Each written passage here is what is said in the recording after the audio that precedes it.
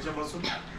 डोक्यांच्या केसापासून ते पायांच्या नखापर्यंत. डोक्याचा काय सिलेबस आहे कोण सांगेल? Hair cut, hair style, hair cut, cut, नंतर हेअर डाय. डाय म्हणजेच hair colour. Hair cut, hair colour, style, hair mehndi. बरोबर काय नाहीये बोलला? हेअर कलरचं बेसिक मध्ये कलर दाखवायचं, शेड दाखवायचं, एका दाखवायला काय फक्त खूप नका लावू कलर. एकच कुठला तरी कलर आपण ब्लॅकच वापरूया. कारण काय होईल, जर तुम्ही सफेद करून टाकाल आणि म्हणत तुम्ही घरच्यांना ओळखायला यायला पाहिजे.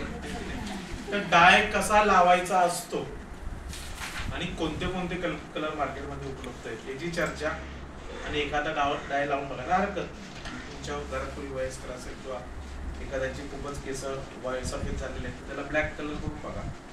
प्रयोग करायला काय हरकत नाही, कारण 50-60 रुपयाचं पॉकेट असतं आणि थोडंसं शिकायला मिळतं आपल्याला.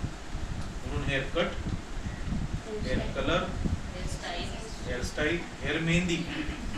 मेहंदी मात्र तुम्ही सगळे लावू शकता डोक्याला. पण बऱ्याच वेळा काय होतं की मेहंदीने केस लाल होतात, त्याच्यामुळे लावायची की नाही ते पण तुम्ही ठरवा. इथं ब्लॅकला रेड कलरचा थोडासा शेड दिसला की थोडंसं होऊ शकतं, पण बघा तुम्ही ते तुम्ही ठरवा. तो एखाद्या मुलाला पण लावण्यात काय अर्थ नाही.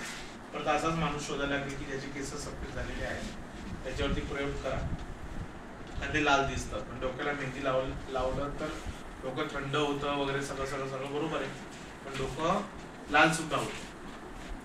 तर हे तुम्ही डोक्यात ठेवून आपल्याला पुढे जायचं. अजून काय डोक्याचा सिलेबस?